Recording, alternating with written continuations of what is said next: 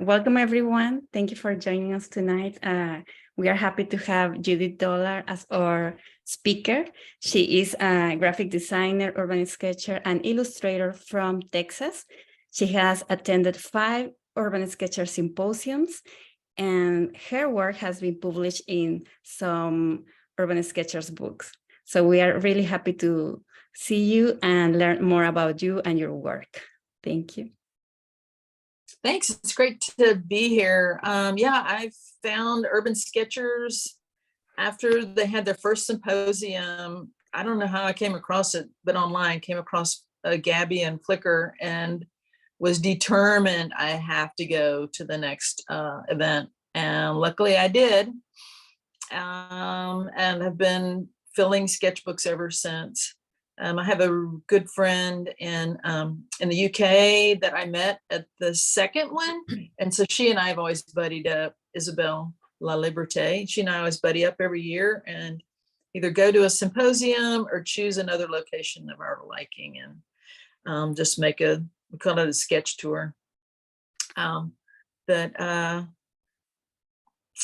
I've been filling up sketchbooks. I probably have 50-ish that I've filled up by now. And I was telling some people earlier over here, this is a lot of my sketchbooks, top shelf, old and bad, more recent, better. And then the newest ones are in the shelf over there, which are a lot better and not too embarrassing to show.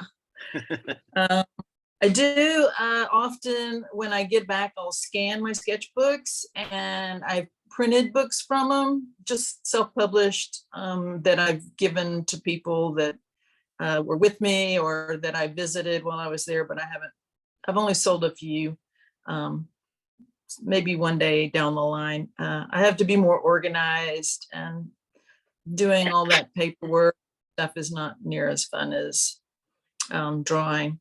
Sometimes when I scan, if it's just a black and white, I'll go in and Procreate on my iPad and color it in. I do print a lot of cards, and I give those out and use those and sell some of those.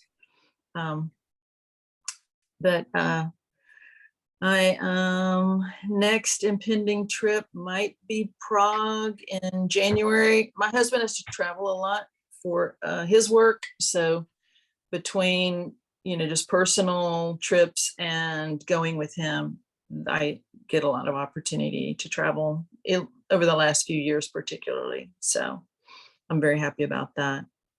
I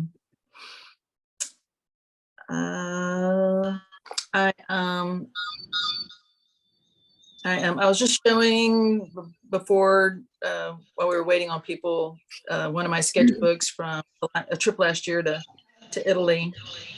And this is sort of typical of a page when I'm traveling. The biggest opportunity to draw is when we're sitting down eating. So I'll start with food and drink, and then as we consume the stuff and I have more time, I'll start adding in the back and try to keep the contrast of there's color and attention here, but there's the story is really going on back here.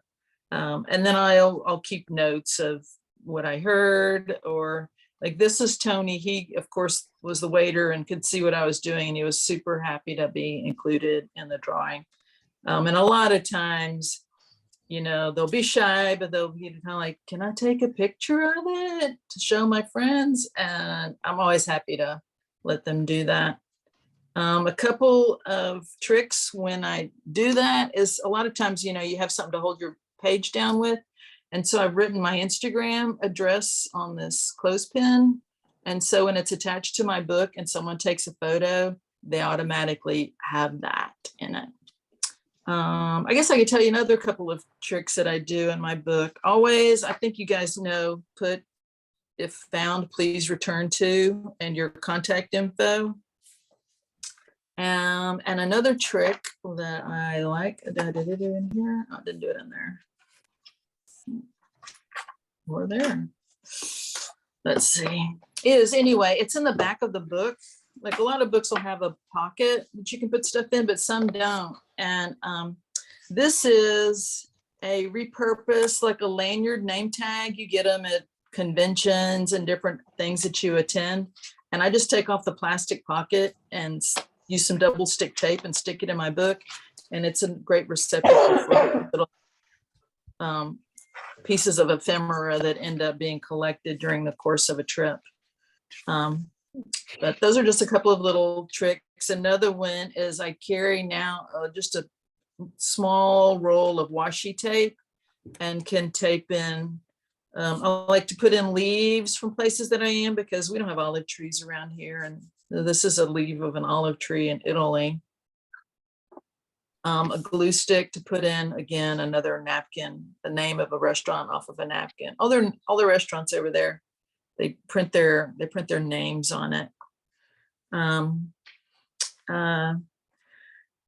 Let's see, I'm from Texas, grew up in Houston and went to school in Texas for university and worked for an ad agency for a while, a printing company, then an ad agency, and then self-employed for the last 20 years as a graphic designer.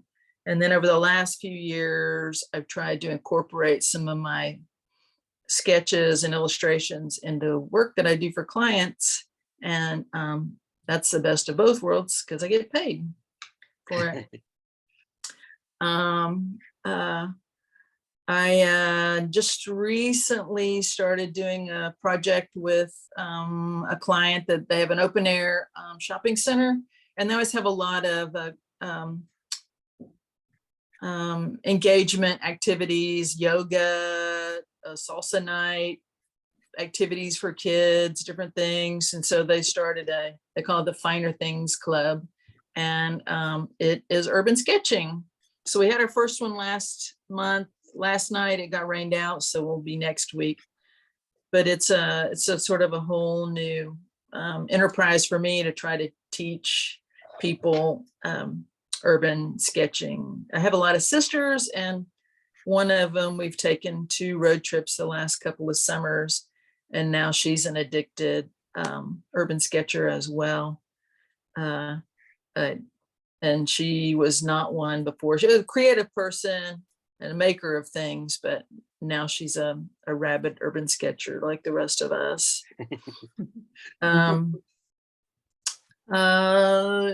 y'all have any questions about anything so far? What kind of bag do you keep all of that in when you travel? Oh, okay. I'll show you sort of my basic kit. This is a typical size book that I use.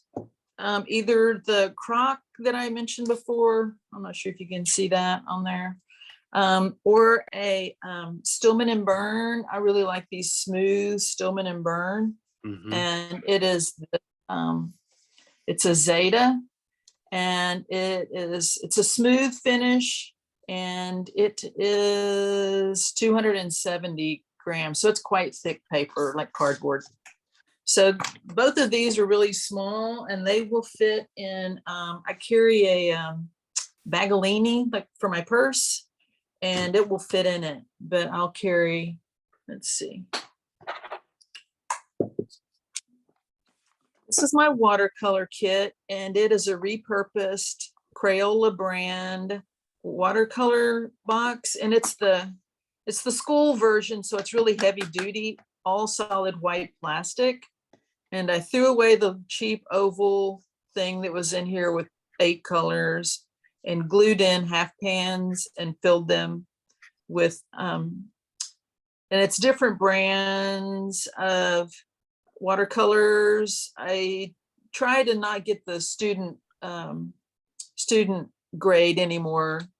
And I will go into Hobby Lobby or Michael's or whatever when they have a 40% off coupon. I'm like, okay, I'll just get one new color that I like added in.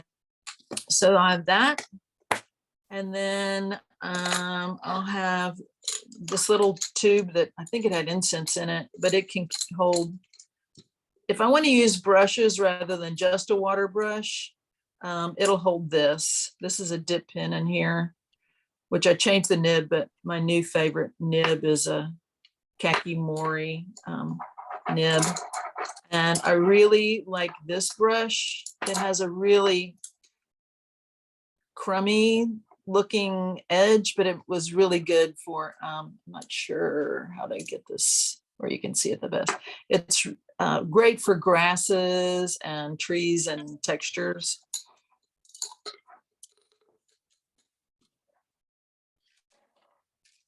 This is a little 5-star. You can get these at Office Depot or whatever. They have a little the space here. I have a couple of these floating around. Usually I have a pencil sharpener in there, but my basic things are a white gel pen, the trusty Feudy nib with platinum carbon ink, which dries quickly and is water resistant, so I can paint on top of it. I like the Blackwing pencils. It's really soft and dark, but it will rub off on the page next to it. So a lot of times I'll be sticking a napkin or a flyer or something that I've come across to keep it from wiping off on the next page. Trusty water brush. Pentel brand seems to be the one that works the best and is pretty foolproof, although I have, after a couple of years, had to replace them because they just quit feeding. A selection of basic Prismacolor. These are nice and soft, so they lay down a really good solid color, and they'll go down really nice on top of watercolors once they're dry. Alternately, if I don't carry these, I will carry these, which are Derwent ink tints. I'll probably use them tonight. They are great for as a watercolor pencil, but when you draw with them and then you get them wet, the line stays, whereas a lot of them, when you paint over a watercolor pencil, the line goes away, and so you get paint, but whatever you were drawing is gone. So these are really great for as an example. And ink tints is really true to nature, that they're intense colors too. Right, yeah, and you can get them in kits, but an art supply store near us, you can buy them individual colors, because once upon a time I bought a big box, and out of all those colors, you know, a few greens, a few blues, a few reds and yellows is kind of all you need. But they're really great if you can only carry one pencil and a water brush. I mean, you can get a lot out of it.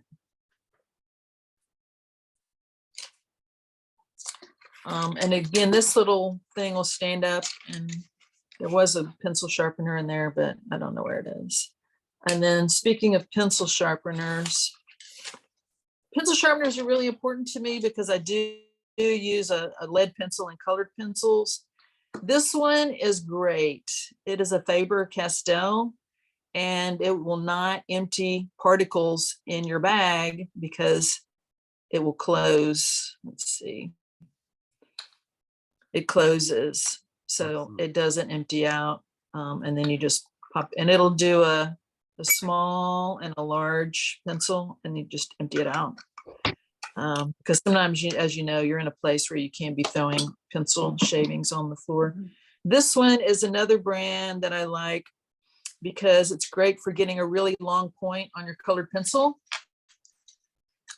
Like this, nice long point on there. It has two sharpeners. This one gets it sort of basically down, and then this one, I don't know if you can see this, it's sort of got a bulb on the end. This one really fine tunes it, so you get if you like a really long lead, and again, it contains it. I just put a piece of tape on top of this when I carry it around in my bag. But these two, this one's a Cum, K-U-M, and the other one again is Faber-Castell. Those work great. My Feudy nib pen, and then my other, of course, favorite. My husband makes pens, and so he made this one for me recently, and it's really nice. And it has these are great because again you can colored ink in them. This one has a 0.8, so it'll get sort of a thick and a thin line. This ink is not waterproof. So once you hit it with water, of course it's still pretty wet, it sort of color changes on you.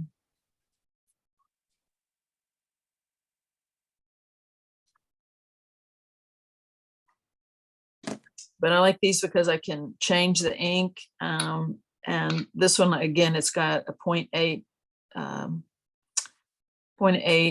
nib. So again, you can get sort of a nice bold and character aligned with a lot of character. And I mean, if you know, this is a fun effect. You're drawing through water, you get some kind of crazy lines. Wrong one.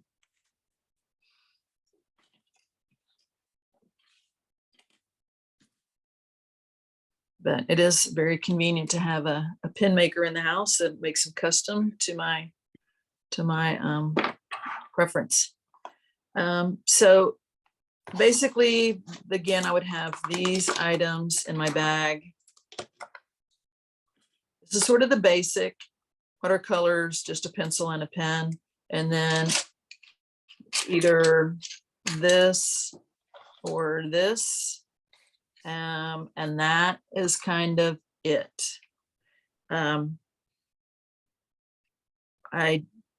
we're traveling, I walk a lot, and I just can't carry a giant bag full of stuff. I never carry a stool. I don't carry any sort of a art board or anything. I just recently got at one of the little Japanese dollar stores a clipboard for the small book, because it's nice to have a very flat and hard surface, and it's basically this size. But I don't really carry that everywhere. I always manage to find something I can put my book on. But that's kind of it. That's the basics of what I carry. Sometimes I will carry this bigger palette, which is again another Crayola brand. It just had twice as many colors in it, but it gives me a bigger palette. This is more if I know I'm going to have a place to sit, and they're purposefully for art making rather than I'm traveling around and oh, I get to make some art by the way. Oh, and I do have one more thing that I carry, a little spritzer. Oh, a little spritzer to wet my paint. Oh, and a pencil sharpener. That's kind of the basics. Some very, very nice. Someone asked in the comments, what is the size of your journals, your sketchbooks? I know you showed them, but I don't know if you mentioned the size. Yeah. So here's a pencil. I want to say this is 6 by 9. And I think that this is 8 by 8. Oh, I bet it says on that little sheet here. 7.5 by 7.5. And originally I got these square ones because I thought, oh, that'll be great. Instagram is square. I'll use that. But it never works out when I have a big wide, let's see, a big wide view. This looks like the dome deflated over here. But so it doesn't work very good when it's a big wide frame on digital or for the size of prints. So I might have to rethink that. This one, and then they have another one that is a little slightly bigger.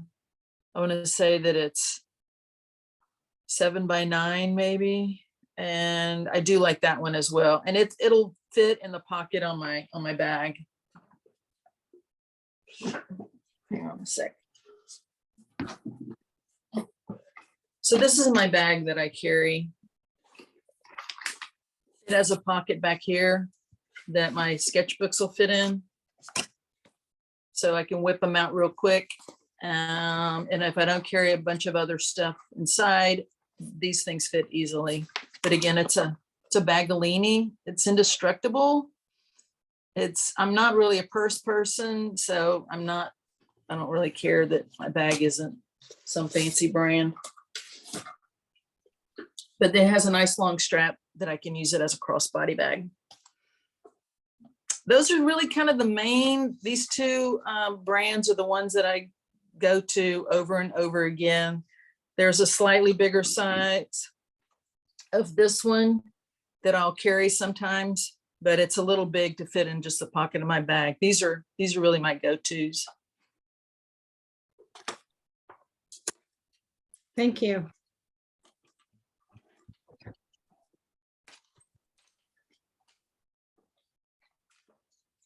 I tend to draw not every day, but almost every day, and not an urban sketch all the time.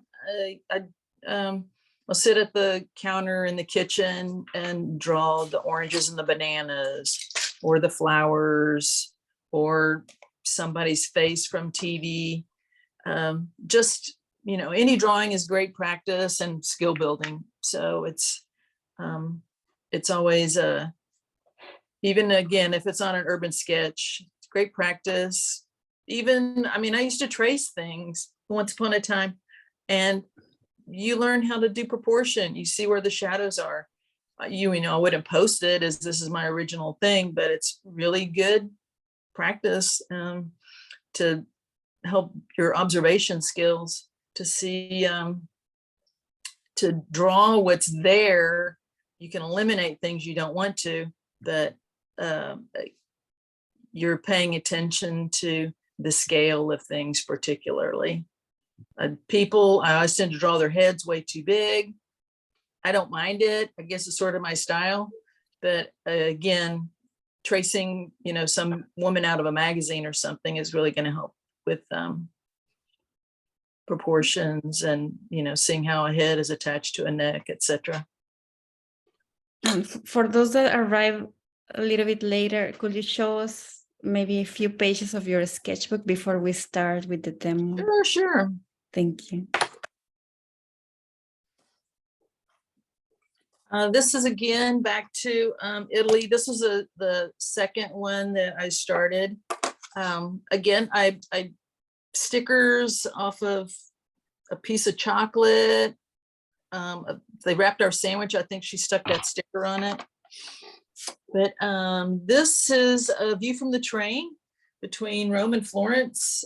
This one I just used watercolor straight to the paper, no drawing. And oh, I remember what I wanted to show you. My aha moment that I happened once upon a time in at a workshop that I went to, and it started this style of going straight to watercolor. I always drew, this is from 2014. So just pardon the bad drawings. So this is one, and the workshop was watercolor first, draw second. This is not good, but it's a starting point. And as we went through the days, we had like 3 days, I think. Then the next one that I watercolored, then I was like, "Ooh, I'm starting to really like this. It's starting to look like something." This is a Stillman and Byrne book with watercolor paper. This is a bad layout. I don't know what I was doing. I guess I started up here. But again, did paint first, then came in with pencil and a gel marker. Now this one I was so thrilled with. I loved it. It really was a sense of the place to me. It I put down color as I saw it. That has a few things in it, like this woman with the red hair and the bicycle and these spires. This is in Oxford. So if you watch any of the British crime shows, they're always hanging around in this area. But I really thought I was getting close here to something that I really liked the feel of. I don't aspire to be anatomically correct in my drawings. I would rather have a sense of a place in my drawings. And then on this page, I almost cried when I did it, when I was finished and I looked at it, because I was so happy with the colors back here were true to the scene. The silhouettes, the lack of a lot of detail and stuff, but just enough hinting of bicycles without all the spokes and everything. This had detail of bricks and stuff, but there was just enough on there that something about it really captured my heart. And from that time forward, I have gone with frequently, not always, but frequently I'll do paint first and then go in with drawing. Then I got a little off track, and then they started looking like this. Then this is a nightmare of you can't tell what it is. But again, you know, practice. For me, that was a real turning point. These 2 pages right here. So that was 2014. That was a good bit later. Just working with a brush pen, drawing crazy people. Again, painting first and putting in details next.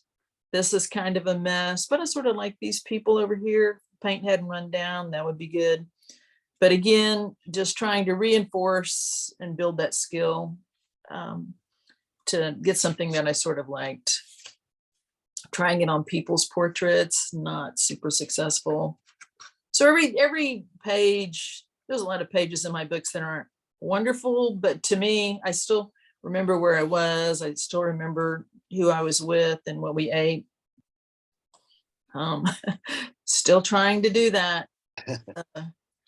Too blotchy, but again, I knew where I was when I did this. This is a big amphitheater near where I live, where they have concerts outdoors under these big white tent peaks. So there are aspects of this which work really good. The lighting on the stage, the silhouette of these in the night sky, the hinting of the audience. It's not great, but you can tell what it is. It's hard to discern. That was in a museum in Seattle. It's a whole bunch of musical instruments in a pyramid. Didn't work. But anyway, so that's sort of a little bit of my journey to this place of painting first, and not always putting any line on. This one doesn't have any line. Again, this one was fog was down in the lower area, in this area, and up on the hills. They slowly rose out of the fog as the day got brighter and warmer. No pencil, no line on this. Just doing ink.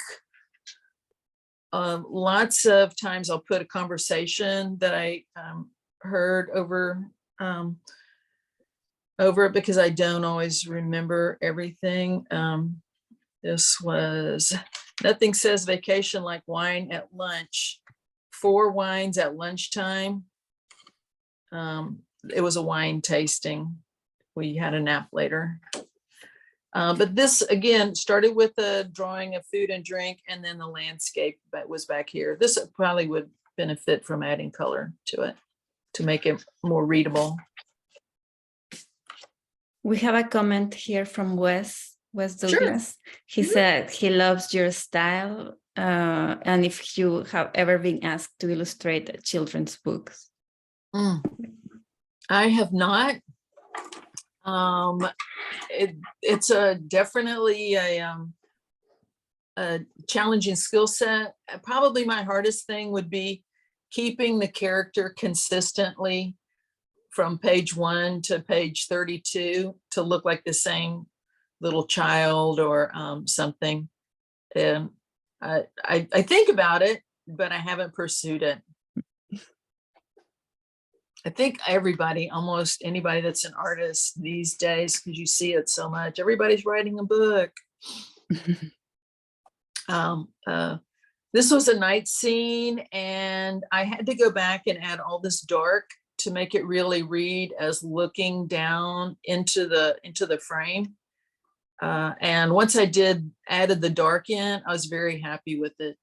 But first I painted the green, painted the blue. This is actually the window of a store. It wasn't ladies in the window. And these yellow highlights I added toward the end of it, but the next day is probably when I came back and added this dark. And one thing that I will do is I'll take a photo of a drawing sometimes, or of a painting, something with color, not black and white. And on your photos on your phone, you can edit it. You can skew up the contrast a lot and stuff, and it'll really help you see if your image is really flat. It'll help you see if you made it super contrasty, would it read better? And so something like that would have worked on this, is to take a photo and then turn it up real high on the edit feature on the photo, and you can see, oh yeah, if I darken that, then it'll work. I do the same on my iPad. I'll just take a photo with my iPad and open it in Procreate. And because I'm afraid I'm going to ruin a page in my sketchbook. One of those Italian trees. This one I did this bright yellow, limey yellow first, and then I came back with the dark shadow, like here, leaving the underneath color to define the branches in there. I was really happy with that one spot right there. It looks beautiful. I think we are really inspired by your sketches and getting ready to start your demo. This is just colored pencils on the train. The colored pencil is easy to whip out and put away real quick without having to wait for something to dry. There we go with the bottle of wine again. As we were sitting here with this, these two ladies started talking in the street, and her dog looked so bored. And so I gave him a little comment, like, she just talked to her the other day again. And then here, here's our menu of what we had. Dave had a wine, I had a latte. This is at the museum, where of course, no wet media in the museum. And this was just, as time went, I drew him, and then these girls walked in, I drew them, and then this guy walked up. So they weren't all there standing still at the same time, even though the line was moving pretty slowly. But I could get just some details of, his hair configuration, their plaid skirts with fishnet hose, and then all the pictures on the wall. The pictures on the wall are watching the people watch the pictures on the wall. Having a coffee, this time a feather, like that. That's not right. At the moment, I didn't notice it until the next day. I was like, wow, that's a bad dome. I have a little bit of a bad habit of overlaying too many things on a page. I wish she wasn't there. But I caught her first, then I did this, and then I guess we sat there long enough, I came back and added that bit. Pen and ink, a diagram, a scientific diagram of what the tenderloin of bread is, which is the white part and not the crust.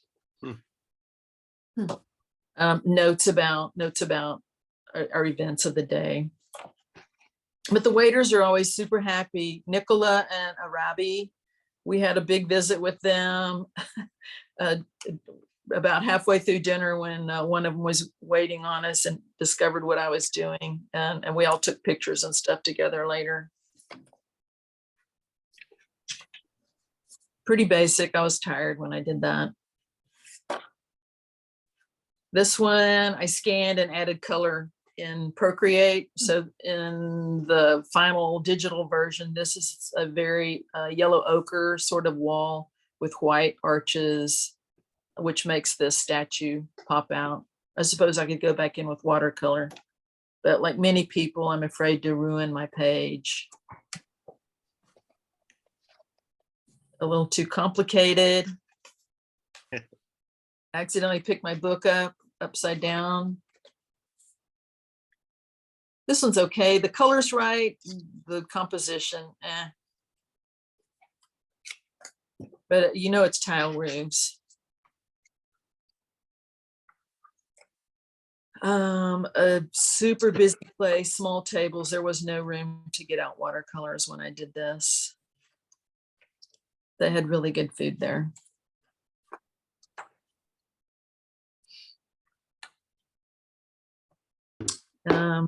A simple one. This was pretty quick, you know, maybe 10 minutes. I probably spent the most time on, you know, just these couple of details right there. Oh, this was one evening. We ended up stopping and having a drink at this place, and we just ended up visiting with the owner and his bartender, and he was very much looked like Born in the USA, that guy that sings that song. Bruce Springsteen. Yes, thank you. He was very much of a Bruce Springsteen person, and he was singing really loud and very dynamic. He was pretty fun. And of course, she had blue hair. Pen and ink. Some of these I would never go back and paint. Just like pen and ink is good enough, especially when I am able. I love somebody in the stripes. Get really line variety.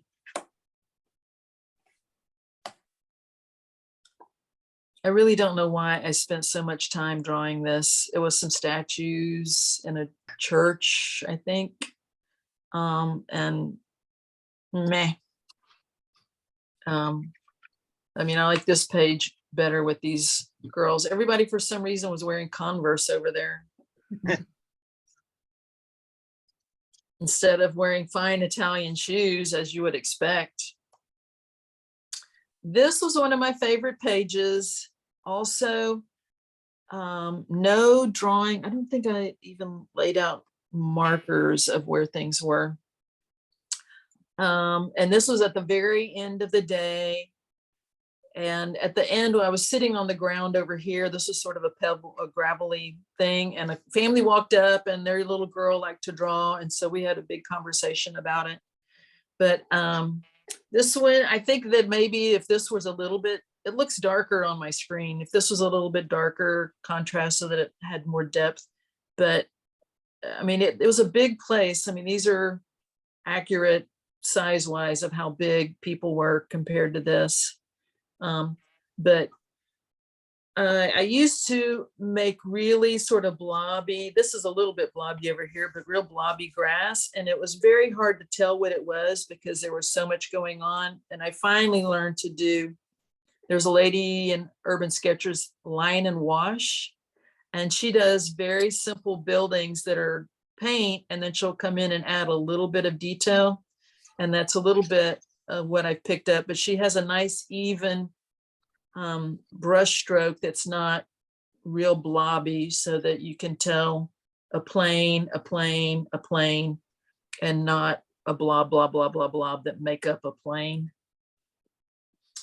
And this doesn't, this is just small brush marks. It's not even colored pencil. A lot of times I'll do that texture like that with colored pencil, but the bells were going off the whole time. And finally it was closing time, and the monitor came over and was like, "You have to leave." And then she saw what I was doing. He was like, "Okay, you get 1 more minute." There's a lot of leeway for an art person. Just lunch. This is a little bit of the line and wash technique, part paint, part line to define it.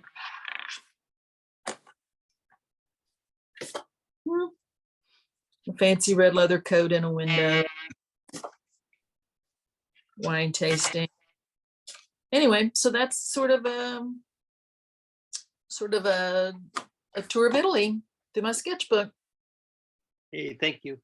And this was probably October the 16th through the 24th. So 8 days. My husband's very patient with me when we travel. A lot of times I'll be sketching and he'll take a tour of the museum with the headphone tour guide or something like that. And then just, you know, come back in 30 minutes and I might be ready.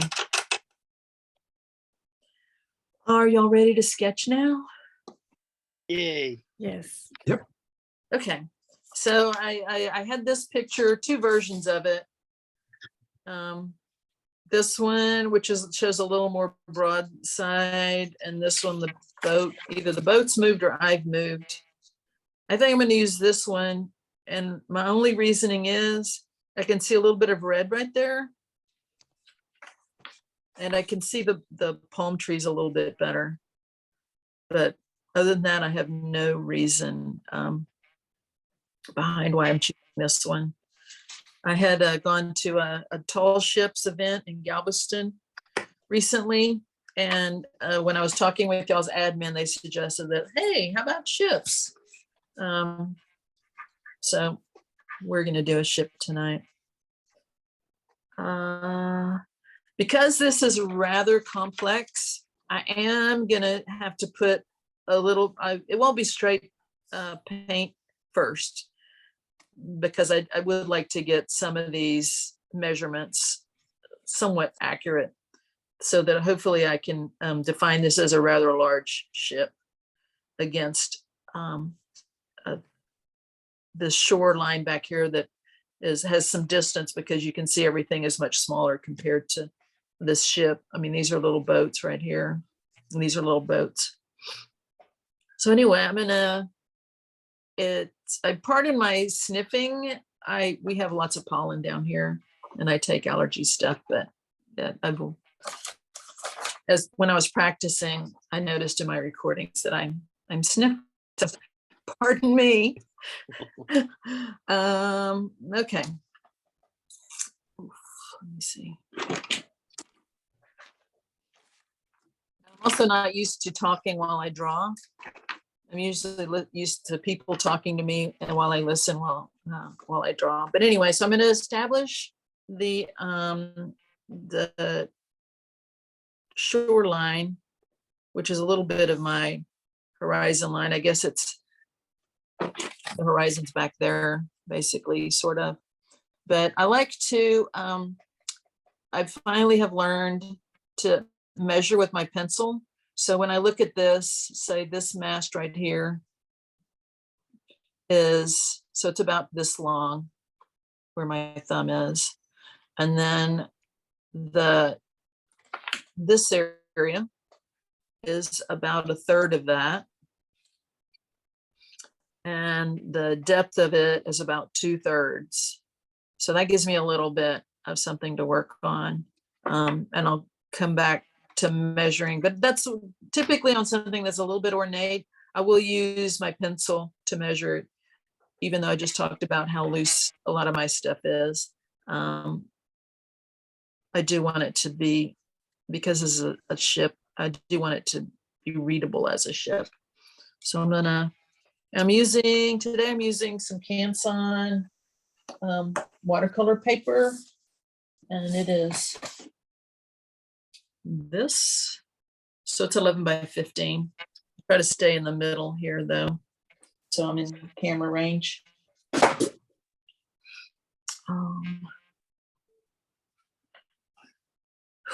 Okay. I'm not sure how much this will show up screen. because I do it kind of lightly.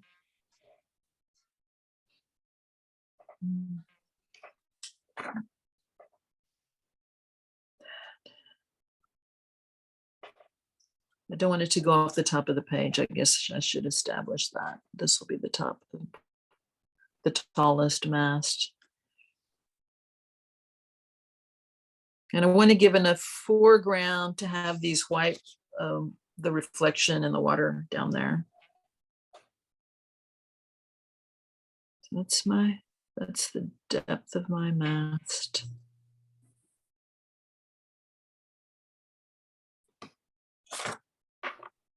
The slant right here. Let me transfer that right there.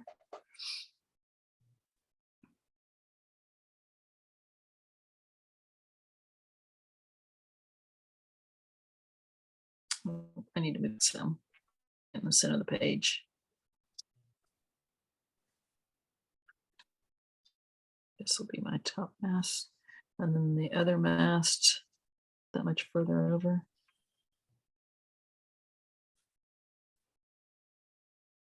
I don't mind if my pencil marks show at the end under the lighter colors of the watercolor. That's fine with me. It doesn't bother me at all. So the mast is about,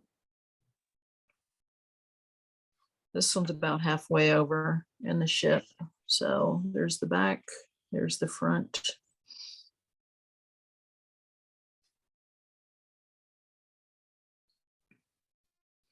And this is relatively straight, so we'll keep that straight as well.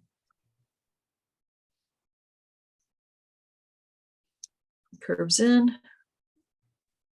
The mast, I mean the thing in the front is about a third of that. So a third of that.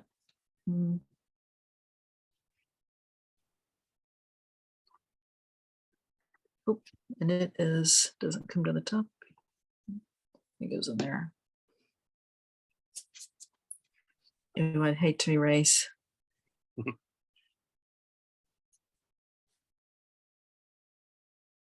There's some things there. There's booms there and booms there. There's a little building in front of that one. Some stuff. Gel pen is probably what's going to be used for the lines and the ladders here. All right. So there's the land right here, and the land right here.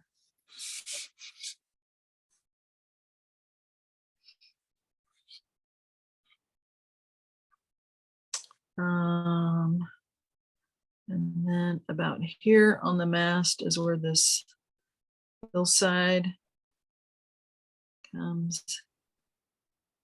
I'm not sure people that live in these locations that I draw would recognize the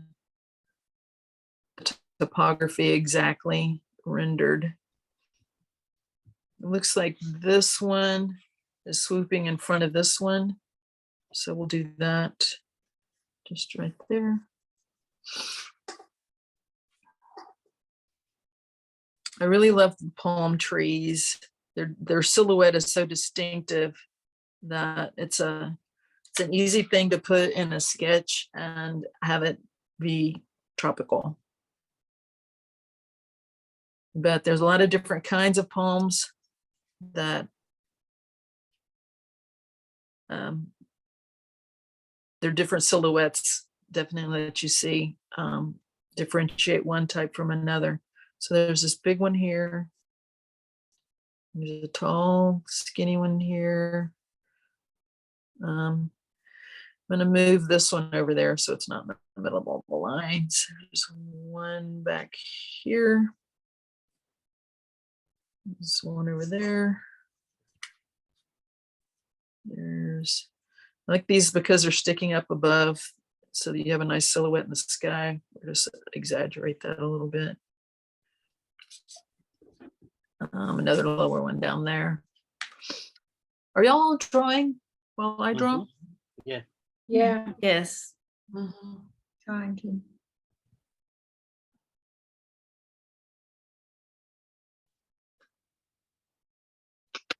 There's a little building back here.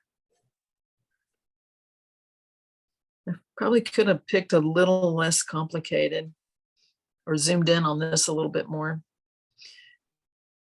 I do like when I have a green area like this to put a lot of marks, use mark making to add the texture of the trees.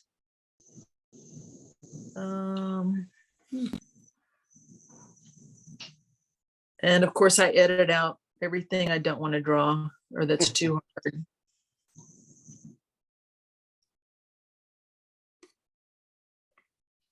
Okay, then I have line coming down, lining down.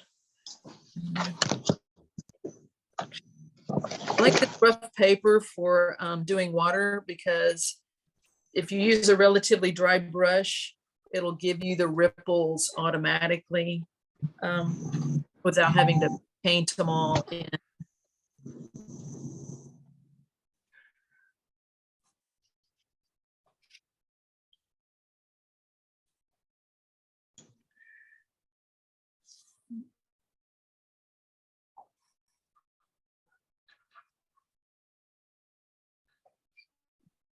Yeah, it's dark.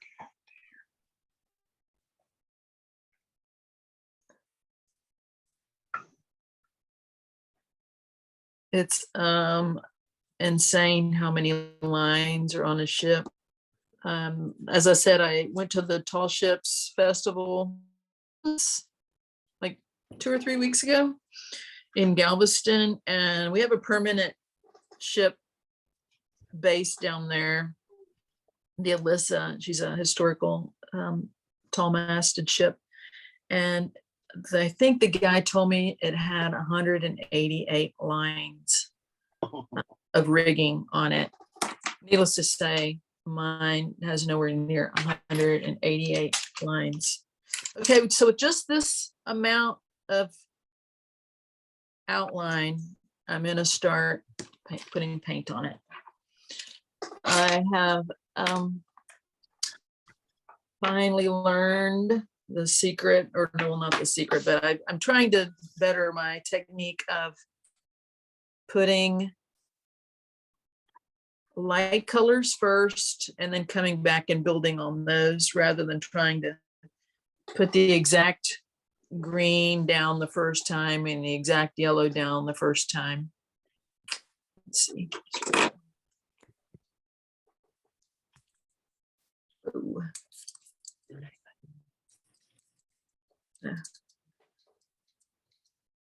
My spritzer is more of a super soaker today.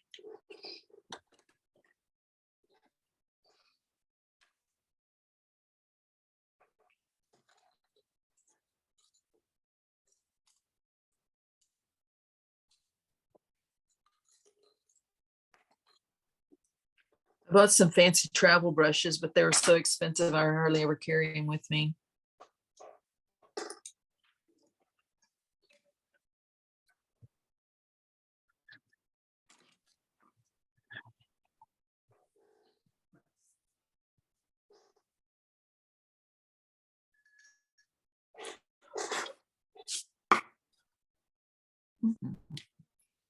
I'll start with green.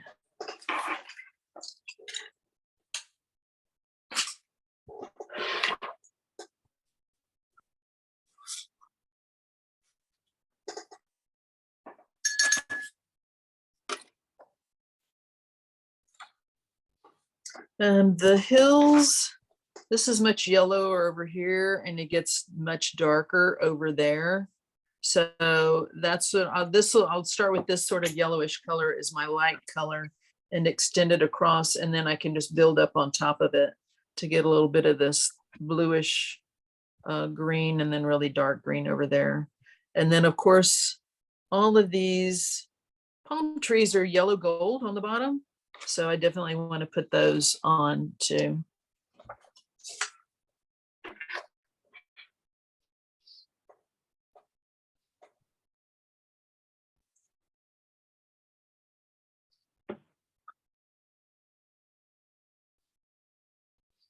I do have quite a few greens on my palette, but then I tend to mix in another color with them, yellows and stuff, so that they're not just flat out tube color.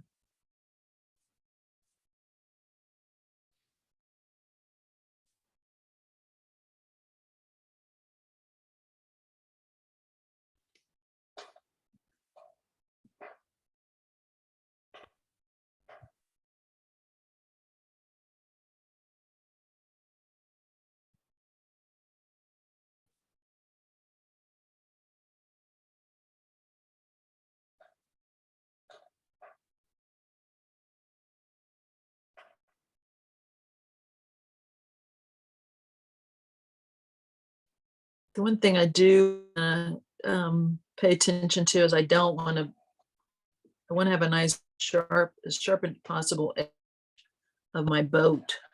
So that's really defined.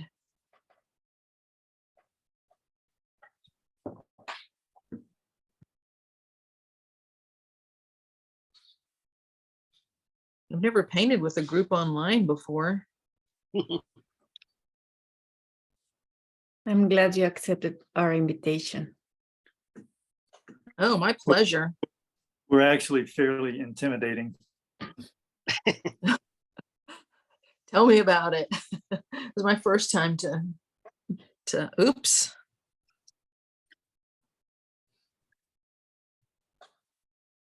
To demo online. Nothing wrong with blotting.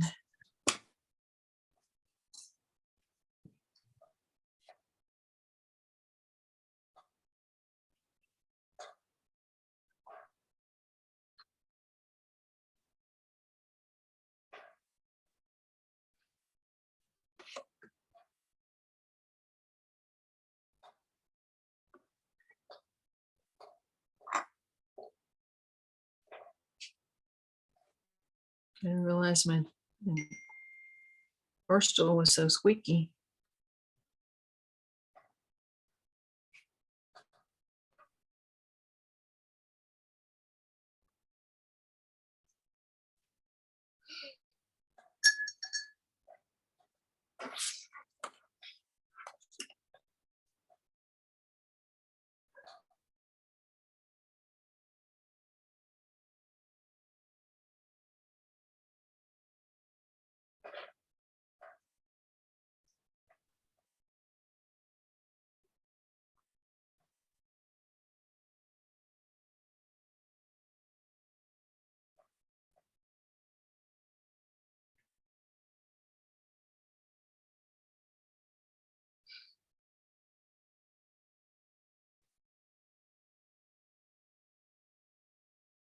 Some of the details like the tree trunks and the little boats,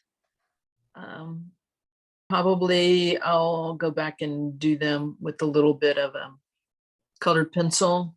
I do like to, when I use the Derwent pencils, I like to actually dip the pencil itself into my, into the water jar.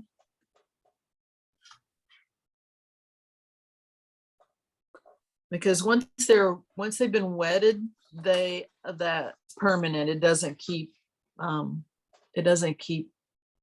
re-wetting and continuing to turn into paint.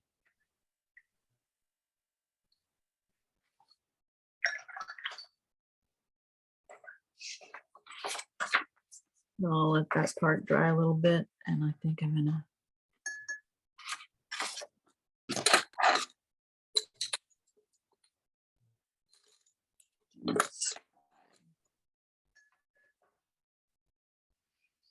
Just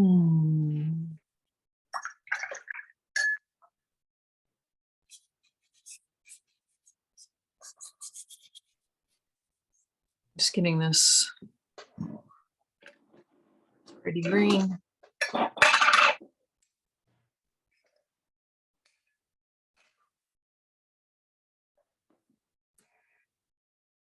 Getting this wet so the blue will flow down.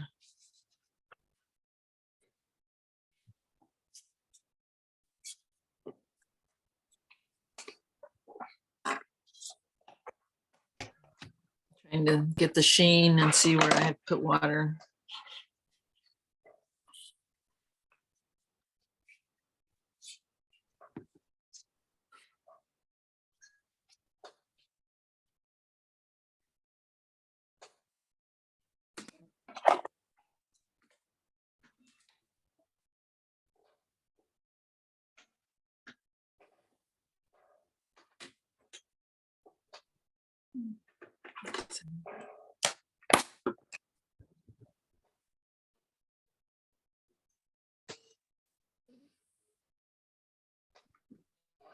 When I was in school and the teacher taught us how to get your paper wet and let that paint flow down into the wet areas. It was like magic. A great magic trick.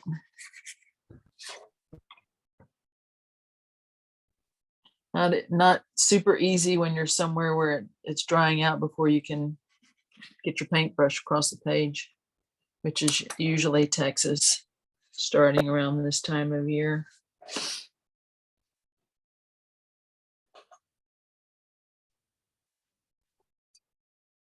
With a few little clouds in the sky.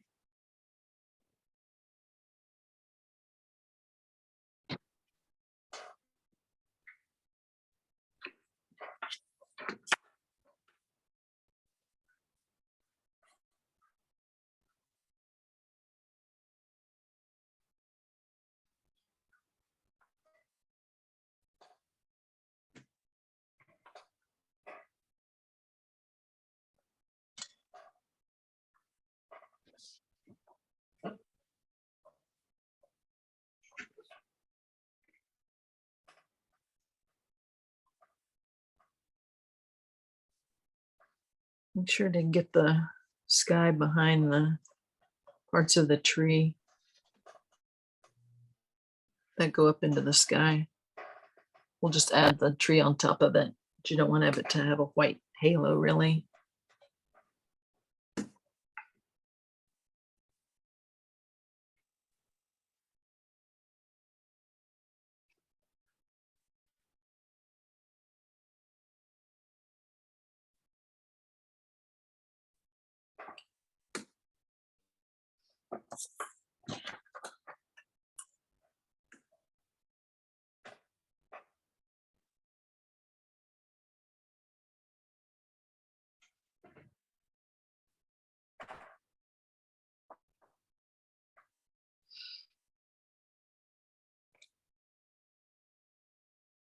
Trying not to have a blobby sky, but a smooth sky.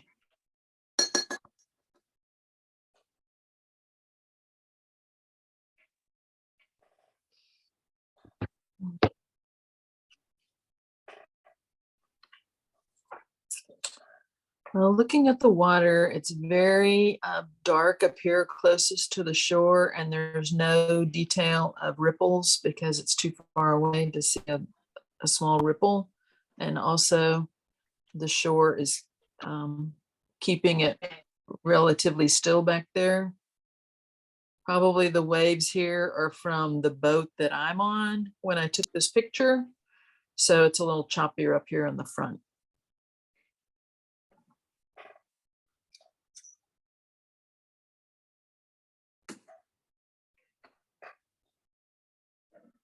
Do we have till 8:30? Is that right?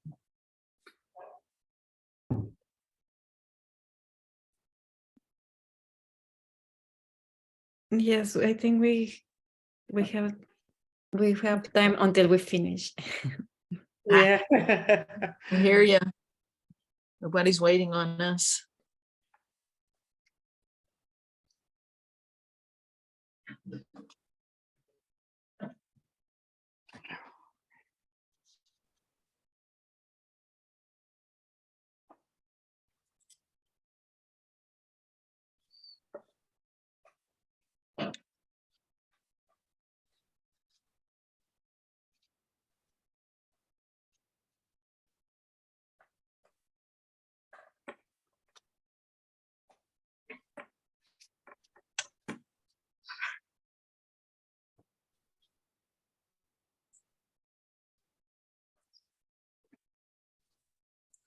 The best painter of water to me is John Singer Sargent. This is just so beautiful. It has all colors in it.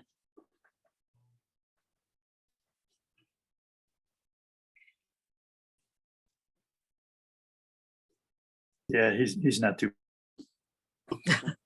Not too bad.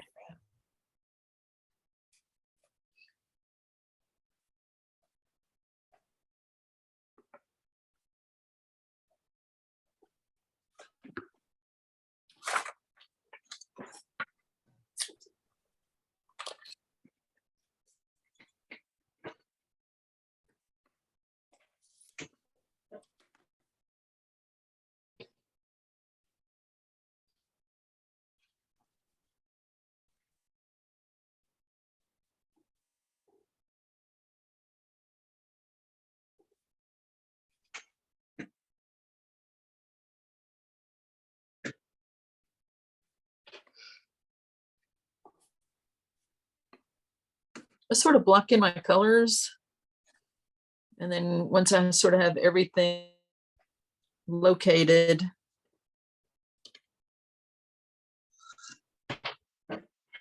I'll start adding more detail and layers of color.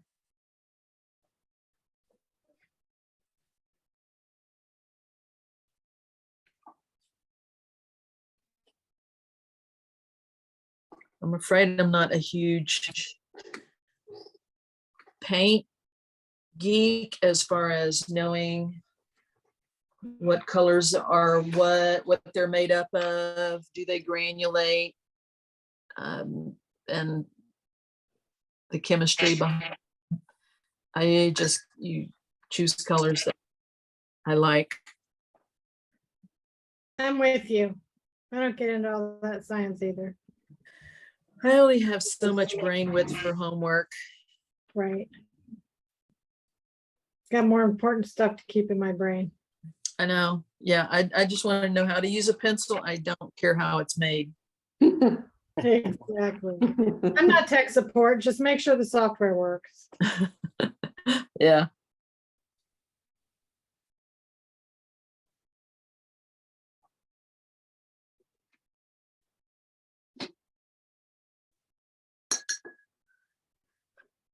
Now what?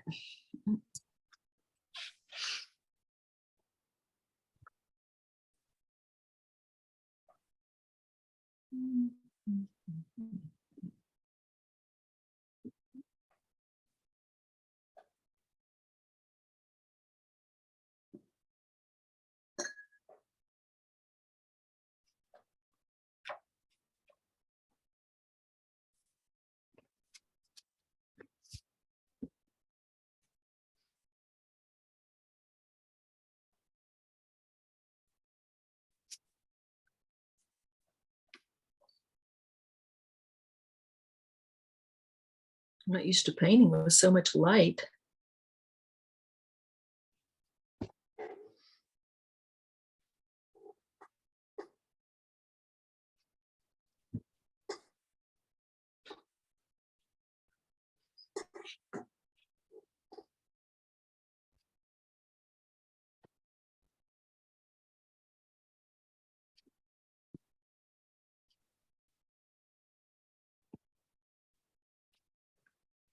I do like to use the flex in the tip of the brush to get that thick, thin sort of wave pattern like this.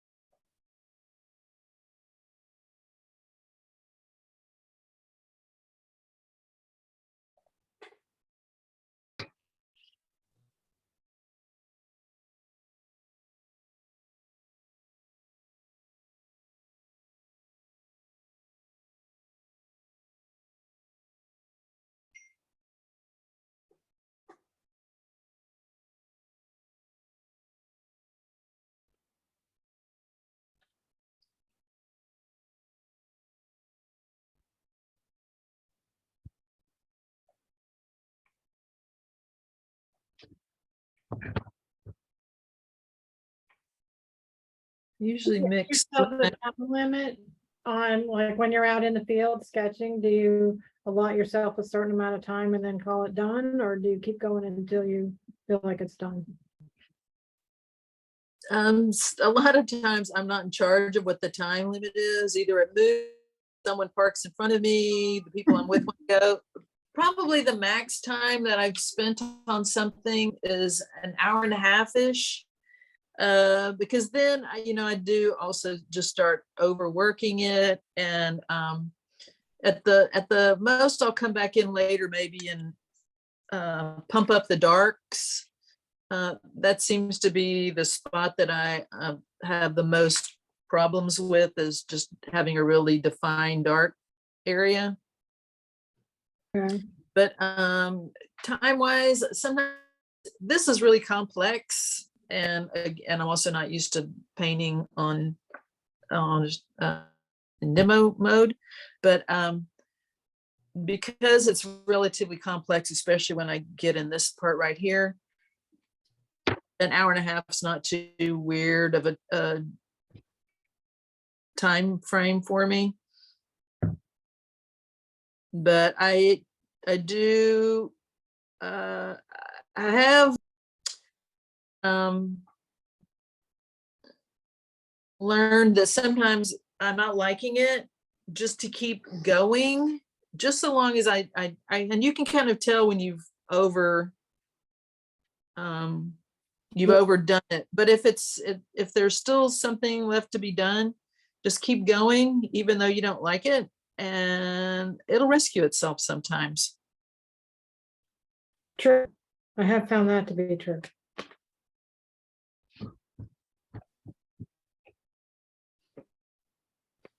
Here I'm trying to leave a few tree trunks that have a little bit of light hitting them in there.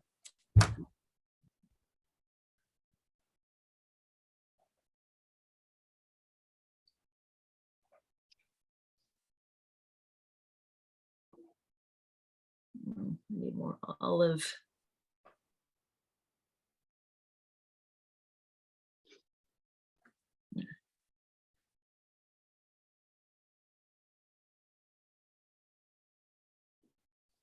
These trees over here on this side are sort of in layers, a layer, a layer, a layer, a layer, a layer, a layer. So that's kind of what I'm going for.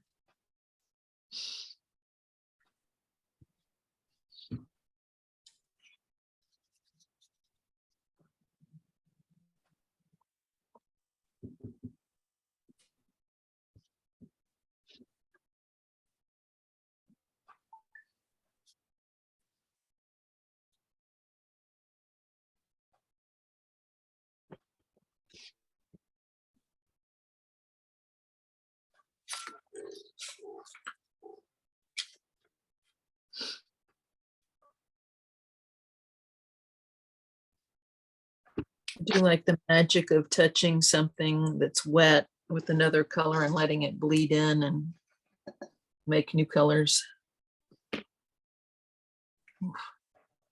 I'm a control freak.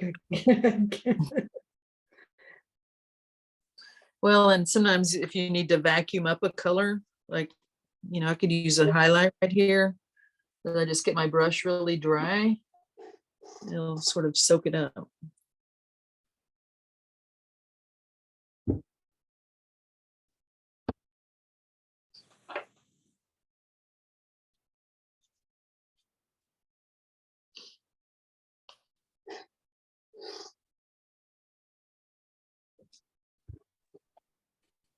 Say, Patrick, you done? Yeah, Yeah, me too. Other fast painters. You should wait. I until we get guess. it, like paint in 3 minutes. I don't know. I'm just sitting here drawing, but I'm watching you paint. So I'm I'm just drawn excited. too. I don't know. I did the drawing part and I was like, okay, let's see what's happening with the paint. Let's see what's going on.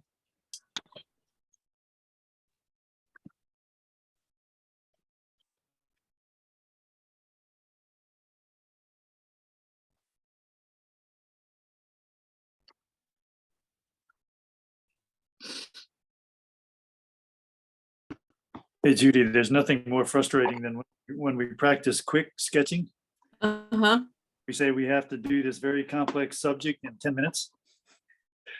So everybody's trained to do some things relatively quickly. It's a lot of fun. That's probably the only way to get it done without overdoing it is that time limit. Yeah, Chris is a slave driver when it comes to time. Yeah, but you guys come through every time. The stuff looks great. It's good to have those exercises. Most people think, no, you can't do anything in 5 minutes or 10 minutes, and you can. That's where editing comes into play.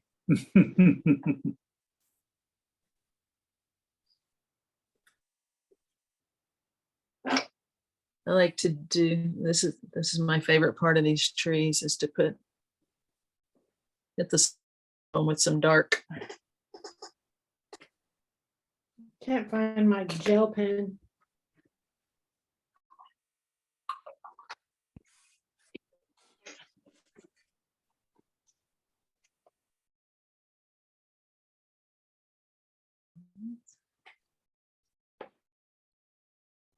I lied. I found it.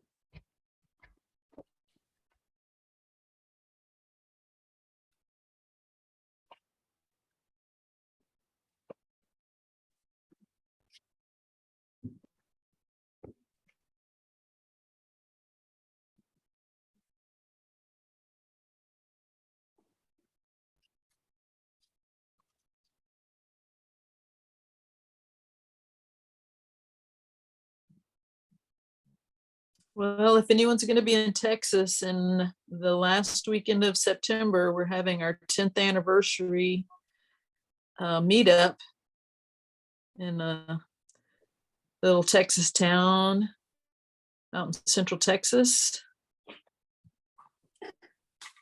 What's it called? Bastrop. Oh, I've heard of that. I used to travel. for work. It's west of Austin.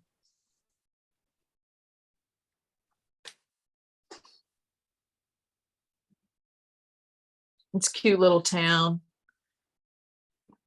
but like many of them, it has all kinds of live music, a distillery, old downtown, historic.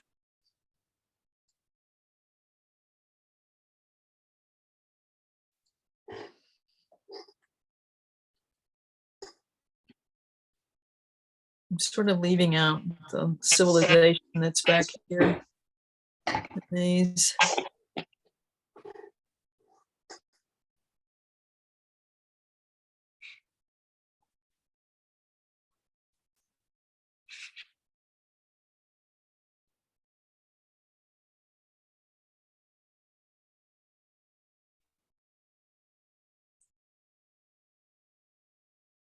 Did y'all draw all the rigging on yours too?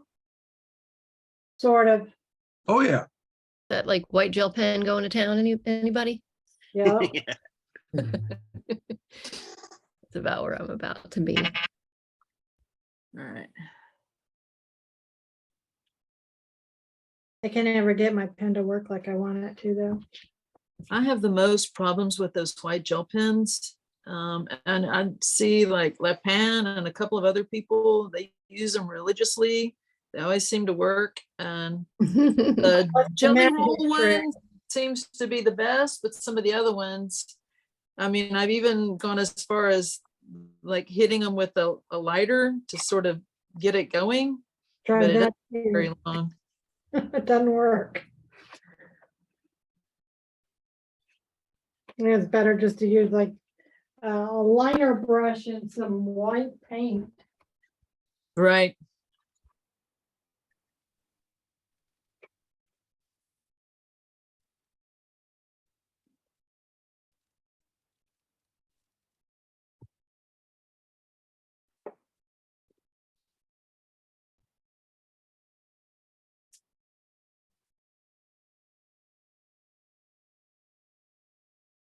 I rarely use a filbert, but I think it would be helpful for these straight edges.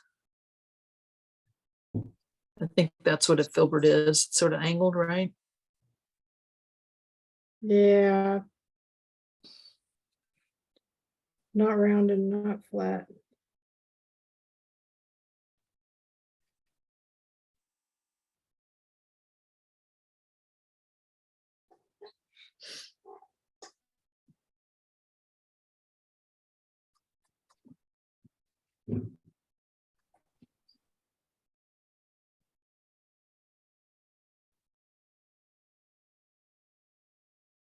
But gray matters makes a signature brush. That makes a nice thin line.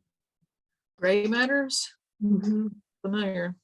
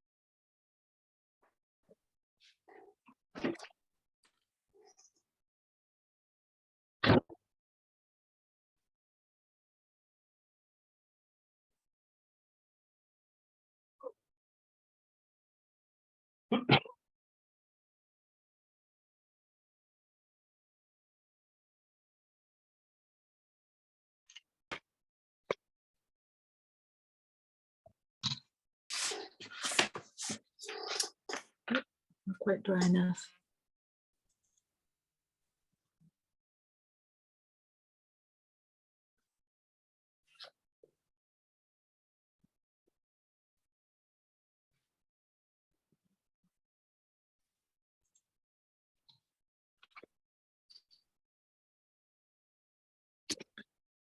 I think I followed the mast line for a little ways, and then I started following a rigging line.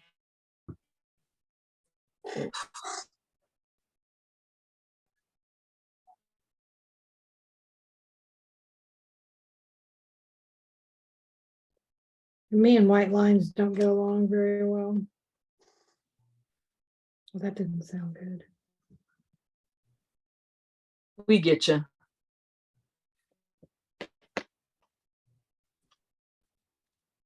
I think I'll use a white Conte. See if that works.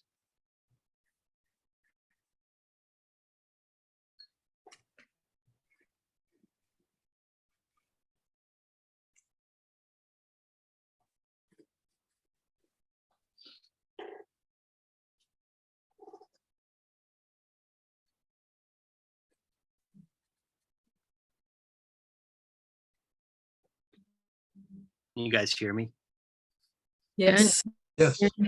I started out with colored pencil on mine, and the gel pen doesn't work so well on gel. So I ended up pulling out old trusty standby Doc Martens and a small brush. There you go. The what?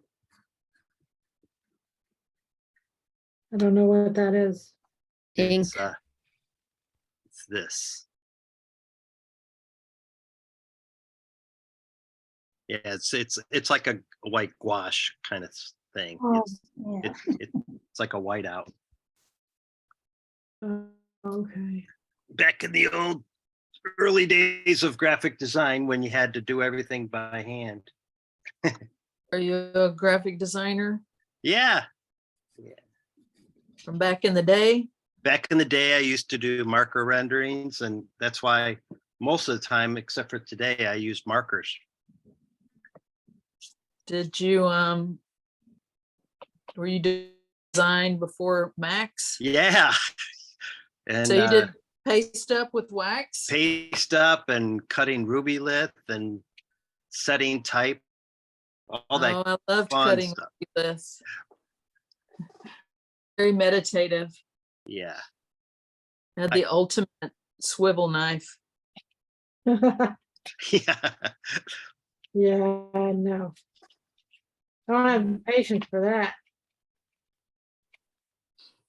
I The new toys. used to trace a lot of typefaces too. Did you have to do that, Judith? Oh yeah. Do mock-ups by drawing it. Mm-hmm. Yep. It was almost Mad Men.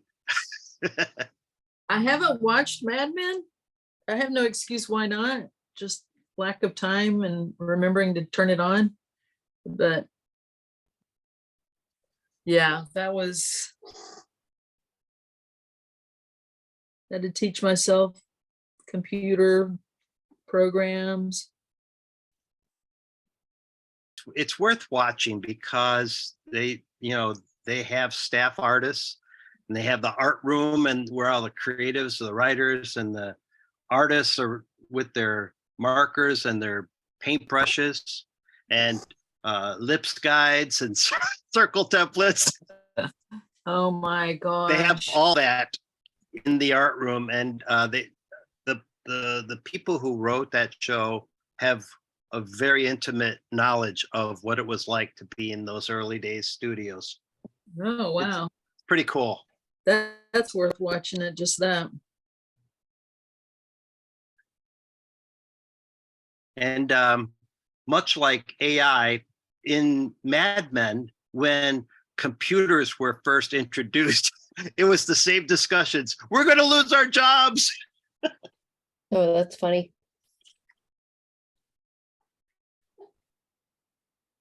Yeah, I always enjoy looking at job listings these days. And we need you to know how to do 500 different things that are not in the same skill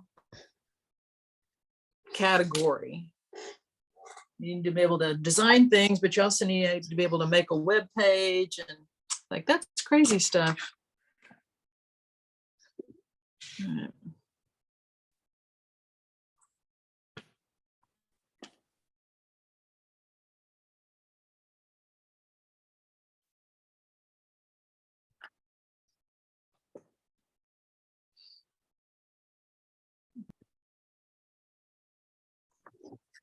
I don't think my sky's really dark enough for a gel pen. Where's my gel pen?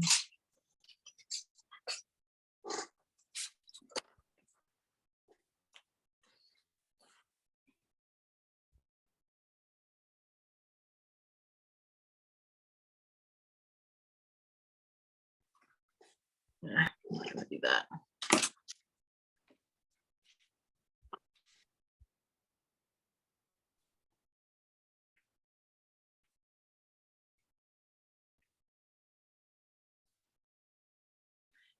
These are odd little portholes they have.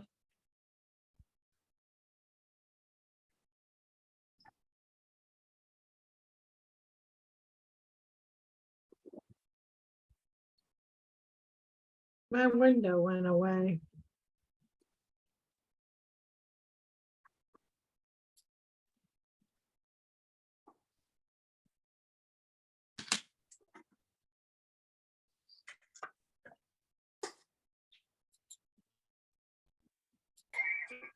There it is.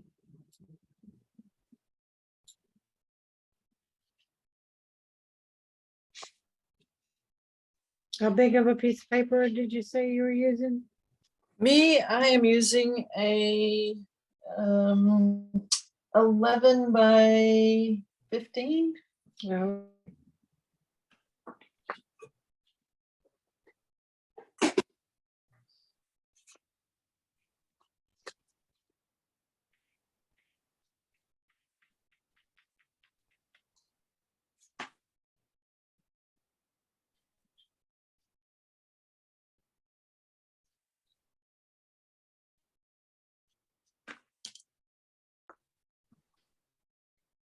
Yeah, I don't think mine is dry enough to put all these gel lines in.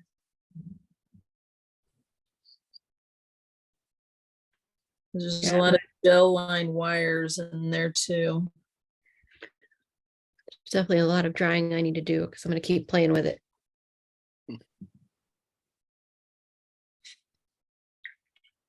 Just turn on the hair dryer. We won't mind. Hit the mute, turn on the dryer. Right. I went upstairs to get the dryer earlier and I came back and completely forgot it. I have it.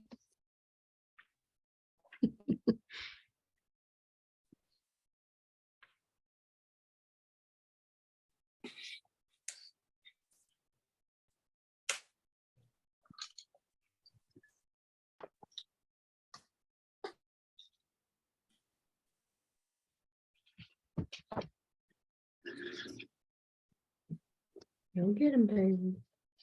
You know what? I'm going to stop. Something I don't normally know how to do, but I'm going to do it today. Aren't you proud of me? Yeah. One's gonna call the timer on you. That's usually what happens. I'm usually the last one dragging up behind everybody. They're like, all right, it's time. And I'm like, Where down "Oh, over? Where's Jack? I'm just getting everything wet. Wait." I just, we're proud of you. What's that? We're proud of you. You usually wait for me. I appreciate it. I definitely have a very poor sense of time. I get lost in time when I'm painting. The clock doesn't exist. I think I don't know how much time I actually spend on it. You know, did you spend 10 minutes? Did you spend 30 minutes? No, Depends yeah, on how long the movie time was. blindness is a real thing for sure. I'll paint while I'm watching a TV show or a movie. And when I'm painting, I can remember the entire movie. When I'm not painting and I'm just watching it, I have no idea what's going on in it. Oh, It's like, I don't know what the word is, the association. mm-hmm. It's a thing. They say if you doodle while you're in meetings and stuff, you remember the details more. Mhm. I know they used to get mad at me when I doodled in class. Meanwhile, little did they know. Yeah. Now they try to teach people how to doodle.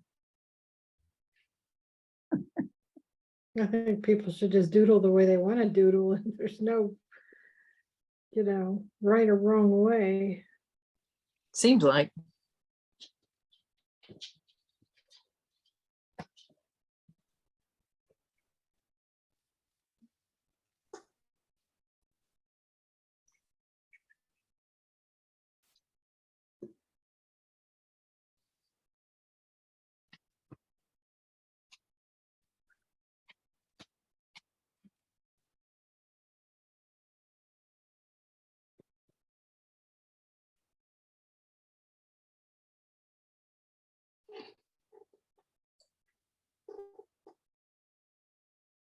I think we have like 5 more minutes, so then we can have opportunity to see everyone's work.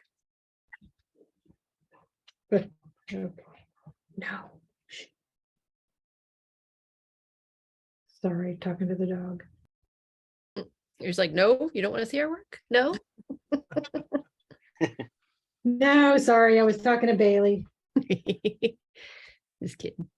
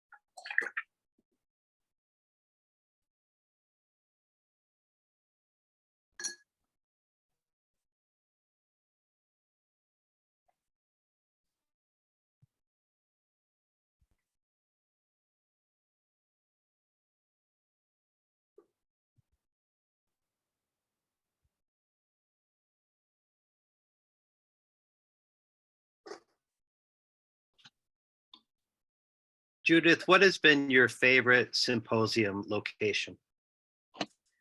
Ooh, Porto, Portugal, and Barcelona.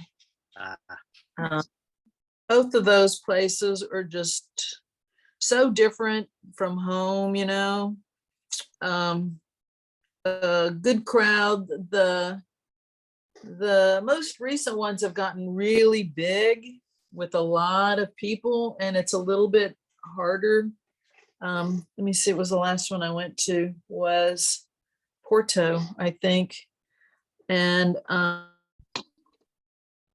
the early ones were nice because you really got to know people, like all the, I mean, the rock stars of urban sketching. mhm. And now they're so big, and it got really hard to just be able to register for classes. Auckland was really, it was like $3,000 to fly from here to go, so that wasn't even really an option.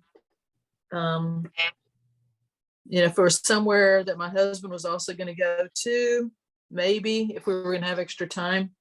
But once you go, I mean, all of them, you go and you don't want to stop. You should, if you ever go, plan to stay a few days later, because people will do that. And you're so pumped up. It's terrible to have to just pick up and leave and go home and go sit back at your desk or whatever, and not have the opportunity to keep going with whatever it is you've learned. Because I've found that you're doing the workshops and everything, and all the stuff that I did in a workshop, it's not that great, because you're just sort of doing pieces of lessons, or that's what you end up seeing in your book when you walk away. I mean, of course, you're watching demos and everything, but you just get so excited, and you have some new skills, and it's just terrible to have to go home and stop working. But and I'm sure y'all have this, is when you go to lunch and everything with people, that's when you make connections. That's when you get to look at everybody's sketchbook and find out, what are you using and how does this work, and sort of get those little tidbits that you don't get just from the class itself.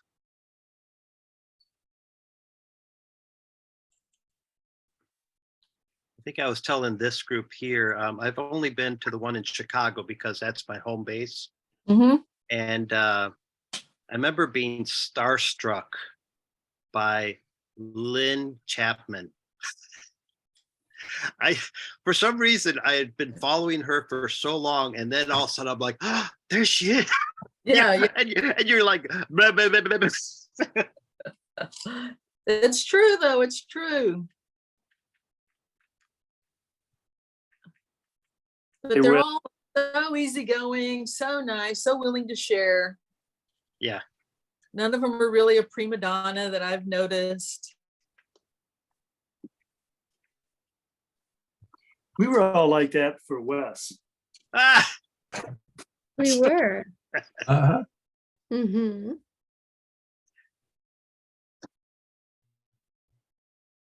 You rock star, you. oh, thank you.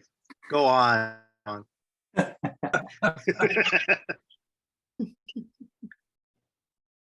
No, I never got a chance to meet Mark Terrell Holmes. He's a graphic designer, I think. Yeah.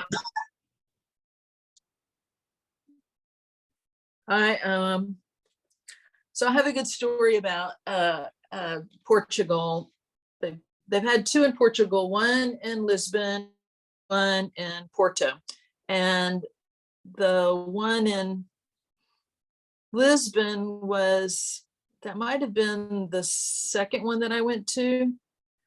And one of the people that I met at it, Isabel and I, she's my drawing buddy from the UK. Anyway, so she and I, we always get an Airbnb or whatever. We're always together at them.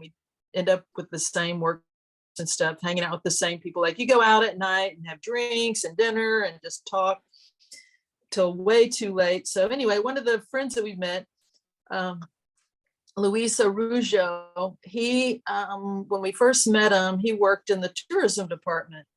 Well, now he's head of tourism for Portugal. And I think he's head of the European tourism department as well, or something.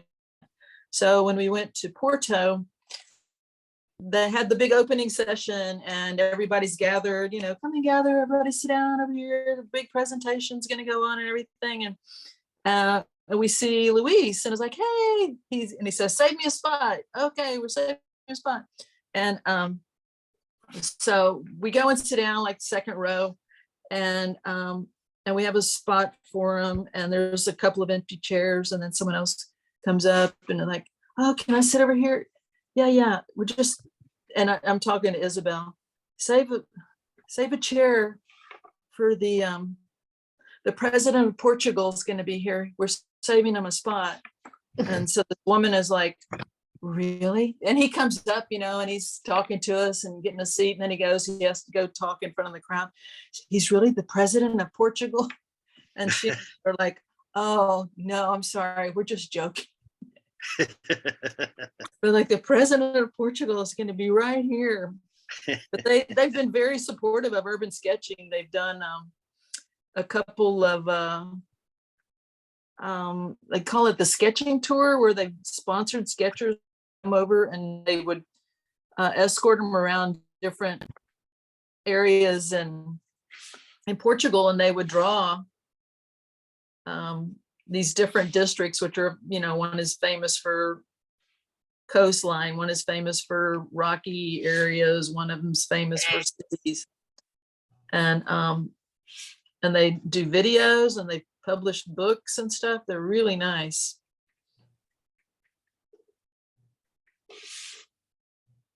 Oh my goodness. That's what's most important, is all the stories and the experience you get from the events.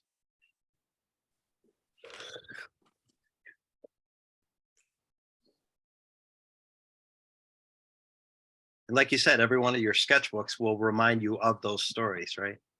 Oh, absolutely. I have a terrible memory. And I mean, who remembers details of a conversation? Yeah, looking back in the book and the meals and who was sitting at the table, and it's all just wonderful.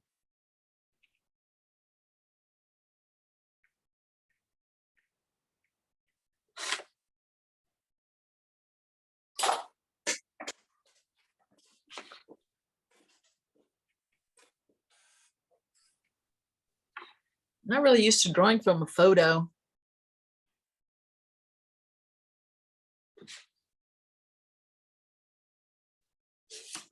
We all became accustomed to it during COVID. Yeah, I didn't really, I mean, I watched the Zoom talks, but I didn't do any Zoom drawing sessions. Come sit with me. I will do a better drawing in real life.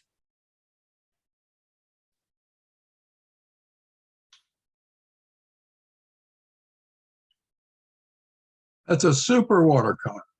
Really nice.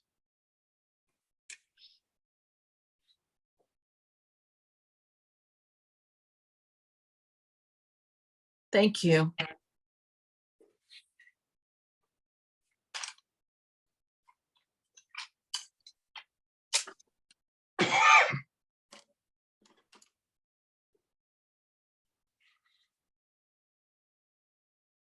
Well, I highly recommend a wind jammer type cruise for scenes like this. Small sailing ships, not very many passengers. You stop in small ports.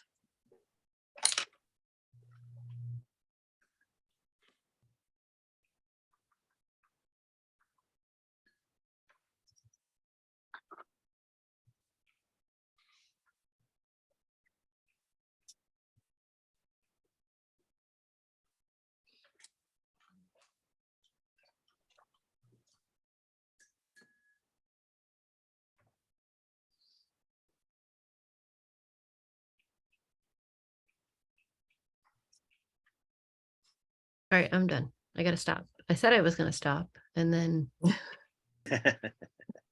I fiddled.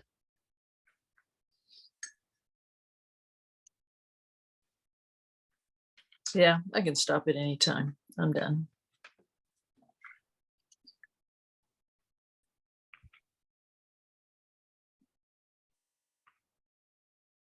Hey, let's do it, Anna. Pardon me.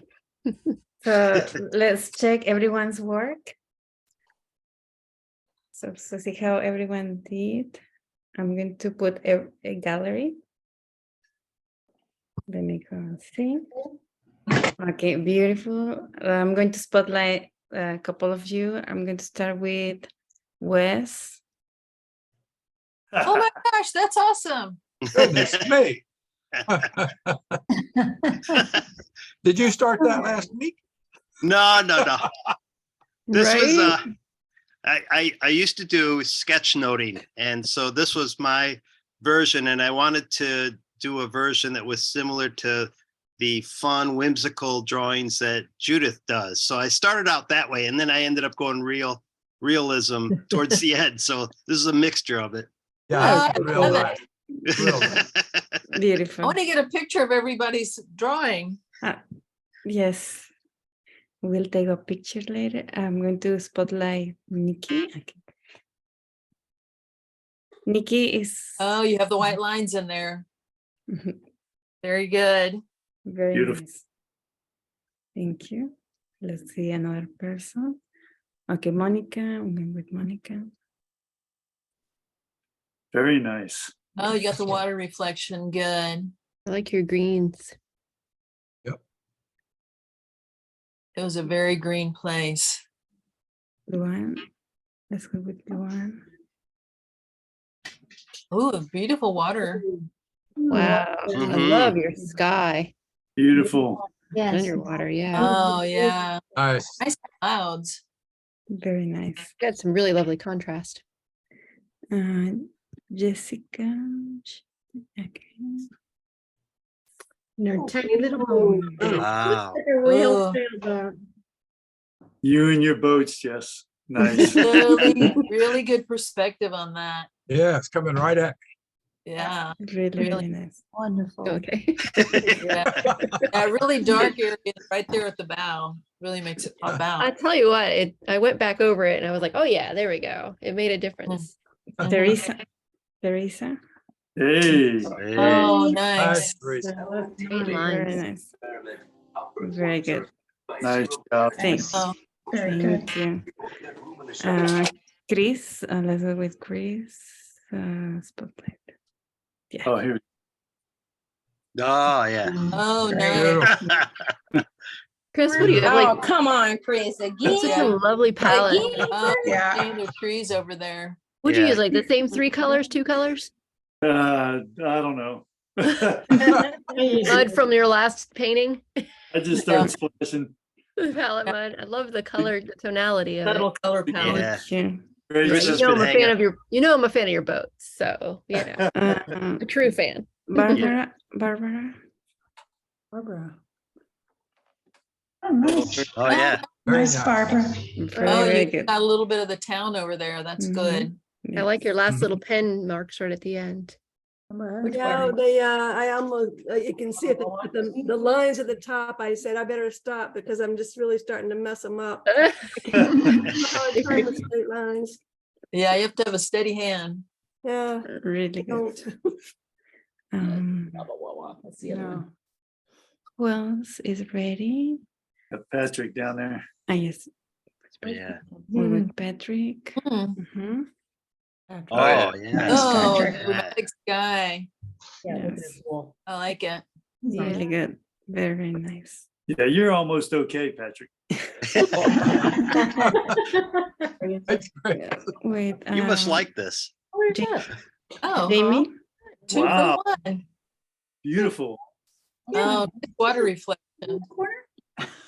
Very, very nice. Wow. Jamie, Now this bad. Double portrait. Yeah. Nice. Really good. Very Okay. nice. Absolutely. Debbie. We go with Debbie and then with Donda. Okay. Mhm. Oh, Nice. You're You're muted. muted. The great ink sketch, Debbie. Uh-oh. We don't see you. Wrong button, Debbie. Yes. There we go. Okay. Oh, very nice. Looks really nice. Yeah. Yes. Good Thank work. We Good, can't hear you, Debbie, but we love it. Good mark making. On that. Mhm. All right. Mm, Who's Nice behind that? color. yeah. Very good. And okay, bon B. Voyage. Uh-huh. Oh, good. Good. Yeah. Really liquid water. I like it. Yeah. Very nice. Very Thank you. dynamic. And am I missing someone? I'm going to spotlight You. myself. Dale. Dale. Yes, Let's go with yes. Dale. A little Oh, there you- closer. Hey. Very good. Oh, nice. Nice. Yeah, see those darks make such a big difference. That looks so Yeah, good. really. I couldn't get my greens right, but anyway. Next time. Everybody's looking at It Looks looked good. good. It looks good, yes. We haven't been there. The spring green. I'm going to spotlight myself. Yeah. Let's see it. Oh, nice. Uh-huh. Very Nice. Oh, Yeah, I like good. that. Nice I one. like that. Mhm. Really good trees and ripples. I like your bold colors. Thank you. Yeah. always- One Okay. more? One more? Who is? Who else? Who Phyllis? is? Yeah, Philip. Okay, let's go. got me. Mhm. Let's see if I can. Where- Uh-huh. All right, Phyllis, good job. Nice, Phyllis. Very Great. nice. Uh-huh. Well, nice. You and Very Chris good. have the same A color. lovely palette. Thank you. Excellent. I like those muted Yeah. palettes. The muted mountains in the background really look like they're in the distance. Oh, Yeah. thanks. And now let's take a group picture, if everyone. Mhm. Okay, everyone hold their sketches. By doing One, this. 1, 2. Oh, wait. Okay, 1, I 2, lost my page. 3. Nice. Okay, very good. Thank you so much, Judith. Thank you, Judith. Judy, Oh, you're welcome. It was my That pleasure was to fun. be That here. was fun. Thank you. That was fun. fantastic. Information. Thank you for the time. Yeah. Come see us Oh. sometime. Come sketch with us. Oh, Yeah, yes. we have historic towns and breweries and Or boats. Well, and I saw And somebody both. over there was drinking wine too, so. We got that. We'll all end up Fantastic. at Patrick's house drinking his wine. There you go. Hey, way to volunteer Come someone on else. down, buddy. Uh-huh. Thank you all. Good to see Thank you. It everybody. was very Yeah. good. Thank you so much. Please- Thank you, everyone. I really Thank you. appreciate good as always. Bye. Take care. Good night. it. Good Night. night. Good Night. night. A little tour.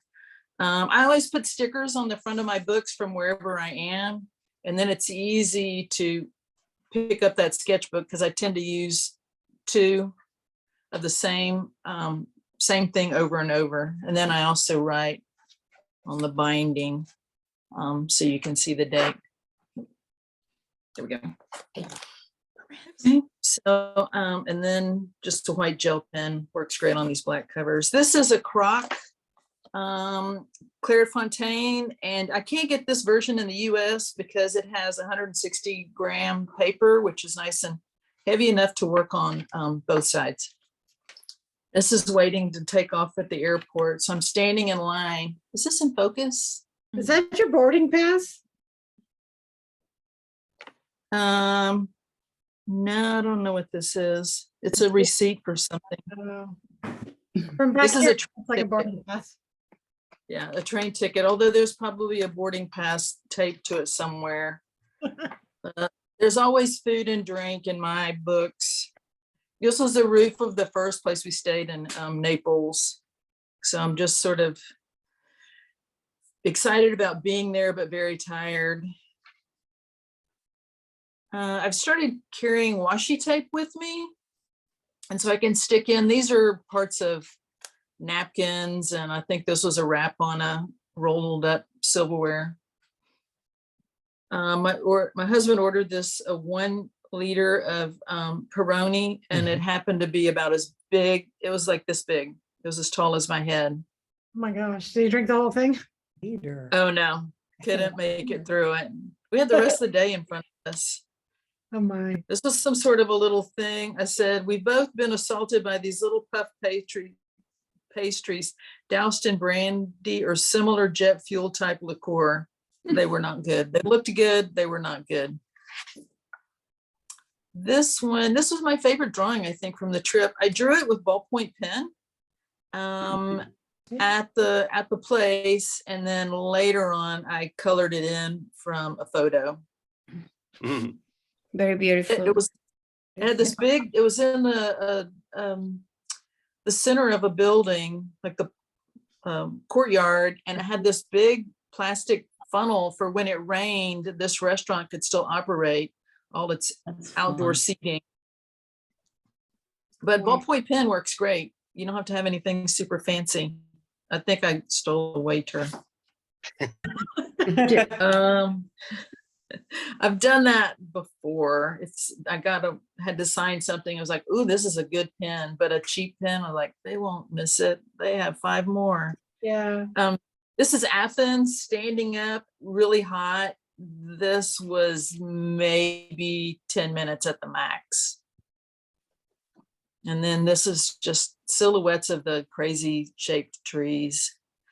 When I was in art school, I thought the Renaissance paintings had those trees that were shaped like this. I was like, oh, it's just a stylized thing that they did. And then when I finally got to Italy, I discovered, no, that is the shape of their trees.